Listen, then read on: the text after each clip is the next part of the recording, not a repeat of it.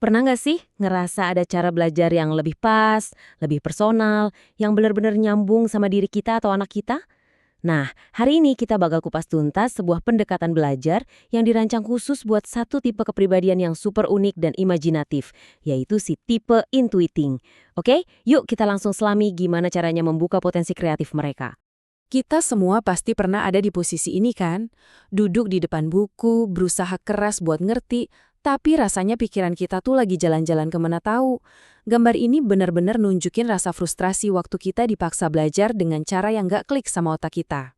Dan rasa frustrasi itu lama-lama jadi lingkaran setan.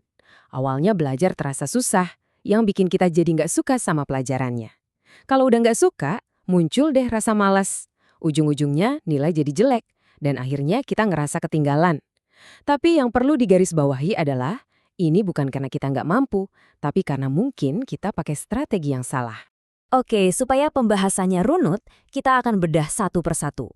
Kita mulai dari kenapa belajar itu sulit, terus kita masuk ke solusinya, yaitu belajar dengan gaya kamu. Lalu kita kenalan lebih dalam sama si tipe intuiting, cari tahu kunci suksesnya, dan terakhir, gimana cara jaga semangatnya biar nggak gampang padam. Jadi solusinya apa dong? Jawabannya sebenarnya simpel tapi dampaknya luar biasa, yaitu menemukan cara belajar yang rasanya GW banget.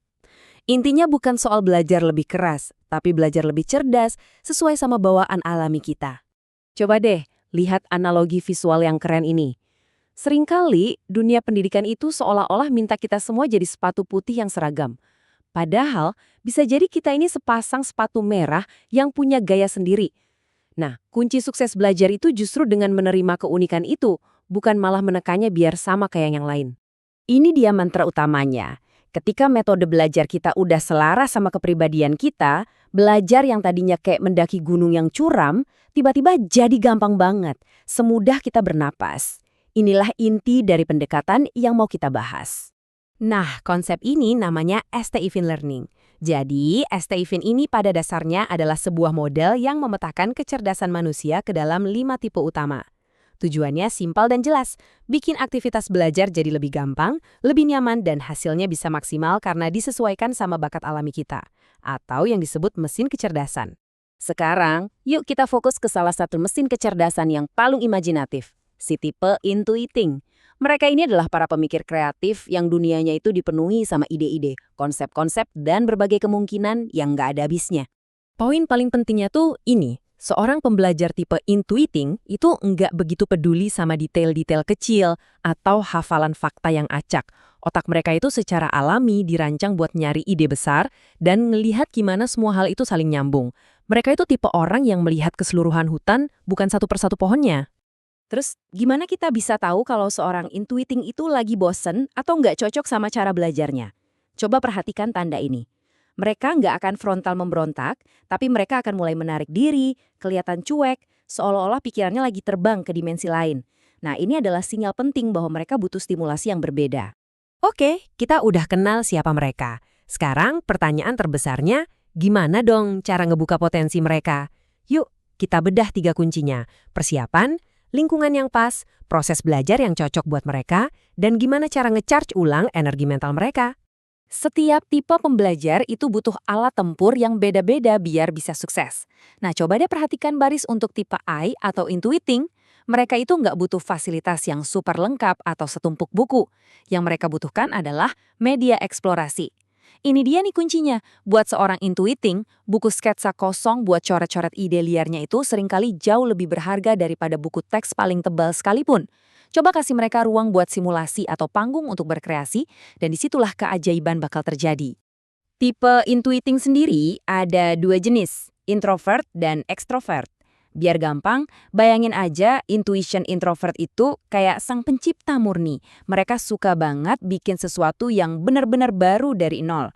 Sementara itu, intuiting extrovert adalah sang inovator. Mereka jago banget ngeliat pola dari ide-ide yang udah ada, terus dikembangin jadi sesuatu yang lebih baik. Mari kita lihat prosesnya satu persatu. Buat si intuiting introvert, pertama, mereka perlu mensimulasikan soal. Ajak mereka buat ngebayangin masalahnya itu kayak sebuah adegan di film, bukan sekedar tulisan. Kedua, dan ini penting banget, abaikan detail. Mereka harus membuang info-info kecil yang nggak relevan biar ada ruang kosong buat ide baru tumbuh. Nah, baru setelah itu yang ketiga, mereka bisa menciptakan solusi yang benar-benar orisinal. Kalau untuk intuiting extrovert, prosesnya agak beda. Langkah pertama mereka adalah menemukan pola. Coba kasih mereka 10 soal, secara alami mereka akan langsung nyari kesamaan dan perbedaannya. Kedua, mereka jago banget dalam menambah nilai. Bisa nangkap ide sederhana terus disulap jadi konsep baru yang brilian. Terakhir, kekuatan super mereka adalah memprediksi. Mereka bisa melihat jauh ke depan dan paham apa dampak dari sebuah ide. Belajar itu kan maraton, bukan lari jarak pendek. Buat tipe intuiting, yang energinya itu datang dari ide, penting banget buat tahu gimana cara ngisi ulang baterai mental mereka dan waspada sama kecenderungan alami yang bisa jadi penghambat. Nah, ini cara mereka kalibrasi atau nge-charge. Untuk intuiting introvert yang otaknya kerja keras banget menciptakan ide dari dalam, istirahat terbaiknya adalah tidur singkat. Cukup 15 menit aja buat ngeriset pikiran. Sebaliknya, intuiting extrovert yang nyari ide dari luar, mereka butuh asupan inspirasi. Jadi nonton film atau video yang keren bisa nyalain lagi mesin ide mereka. Dan ini adalah hal yang perlu diwaspadai, semacam penyakit belajarnya mereka. Intuiting introvert itu cenderung kena proyeksi. Mereka udah ngebayangin produknya jadi dan laku keras, padahal langkah pertamanya aja belum dikerjain. Sementara itu, intuiting extrovert bisa kejebak dalam fantasi. Ide-idenya itu saking hebat dan sempurnanya di kepala, mereka jadi males buat turun tangan dan mewujudkannya di dunia nyata yang nggak sesempurna itu. Setelah ngobrolin semua ini, pertanyaan terpentingnya kembali lagi ke diri kita masing-masing. Mengenali cara kerja otak kita, itu langkah pertama buat membuka potensi kita sepenuhnya. Jadi, coba deh luangkan waktu sejenak buat merenung. Apakah cara belajarmu selama ini sudah benar-benar kamu banget?